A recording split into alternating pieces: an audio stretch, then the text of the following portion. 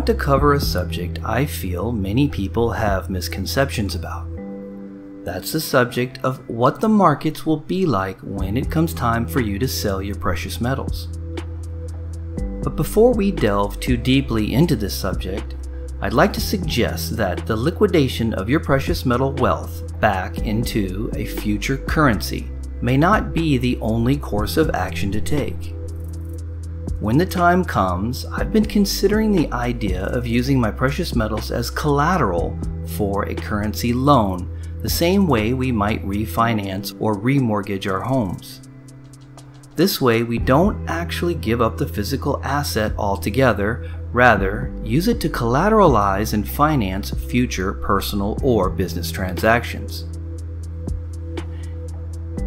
In keeping my wealth in precious metals, I like the idea of having a financial asset that is not denominated in a nation's currency.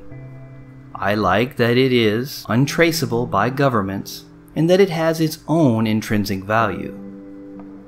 I don't want to give that up if I don't have to. With that said, if another asset class were to come along that offered better security and returns for my precious metals, I would certainly consider it. We have to be careful not to be too attached to our precious metals, and remember they serve us as a store of wealth and provide a security against an inflationary economy.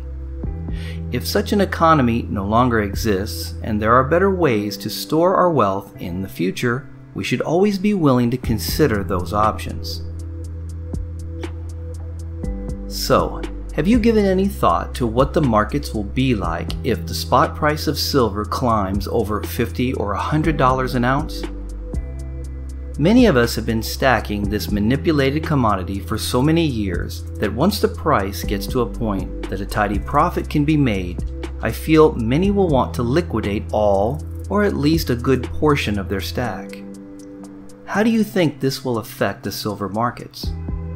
It seems that most people think their future buyers' markets will be the same as today's, but I feel the reality will be quite the contrary, considering that economic conditions and product demands won't be the same after a monetary reset. Today, most people perceive the world economy as healthy and the US dollar strong, and that couldn't be furthest from the truth. The world debt is sitting at $247 trillion, of which the US debt has 21 trillion of that number.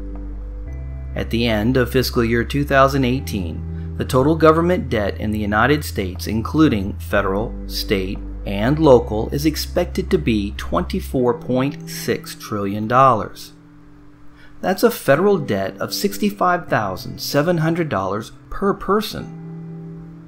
Just 10 years ago, the federal debt was only $9.9 trillion. That's just how much things have gotten out of hand since the Federal Reserve started their quantitative easing experiment, printing money to bail out the housing derivative markets and later the banks, all because they know it would have meant the collapse of the US monetary system at the time. All they have done is kick the can down the road a little further, which will only make the crisis more severe when it inevitably happens. Let's talk just a minute about a buyer's market and a seller's market. A buyer's market is a situation in which supply exceeds demand, giving purchasers an advantage over sellers in price negotiations.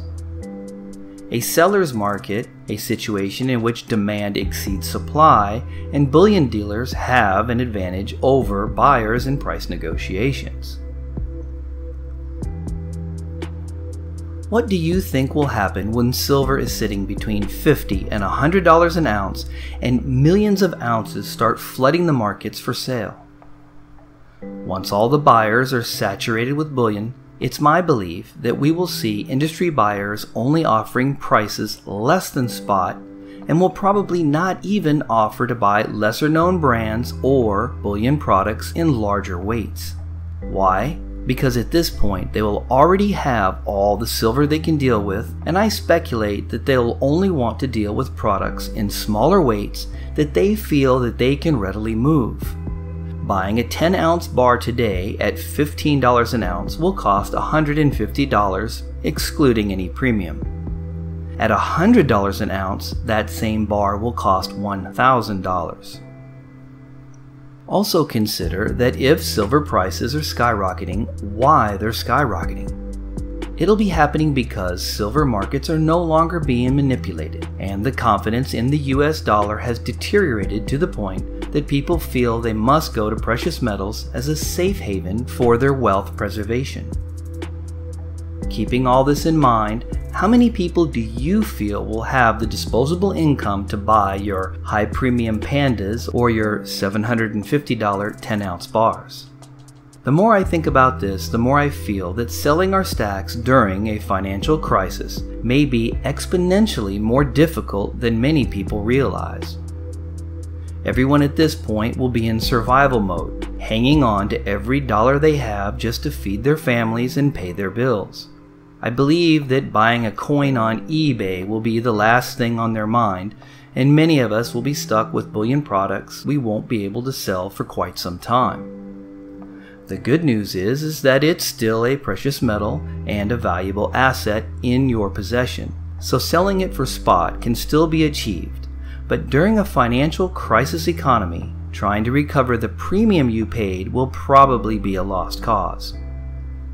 This is why the foundation of my stack is the American Silver Eagles, a sovereign 1-ounce coin that I believe will have the highest recognition and liquidity where I live here in North America. I will be taking all of my high premium coins and flipping them now before the reset to ensure I get the highest premium recovery possible.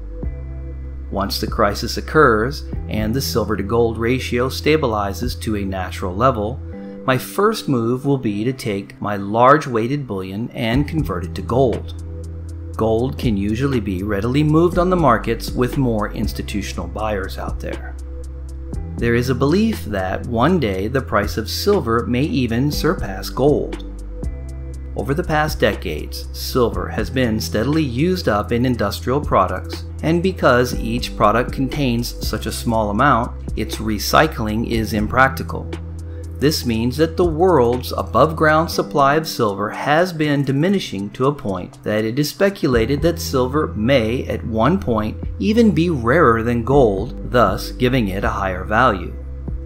This is another reason why hanging on to my precious metals through the monetary reset may be the best way to go. Once the market is no longer manipulated and the natural market prices are allowed to be traded, our precious metals should continue to hold their value quite well. I know there will come a point in time when there will be better investment opportunities, but until then, I think hanging on to this asset class will provide the best possible wealth retention and security that's currently available. I hope this video gives you pause to consider how you stack and how you should plan going forward to retain as much of your wealth as possible. Was this information useful to you? What is your liquidation strategy? Let me know in the comment section below. A big thank you to all who support this channel, and especially to those who take the time to like and comment. I don't monetize my channel, so all your likes and subscriptions are greatly appreciated. If you're not yet a subscriber, hit that subscribe button. Then select the notification bell to be notified as soon as I post up new content. And as always, feel free to share this content. Stop by my website at silvertorch66.com and check out my silver articles, a huge bullion picture gallery, all of my archived ST66 videos, my music page, and even my silver for sale section.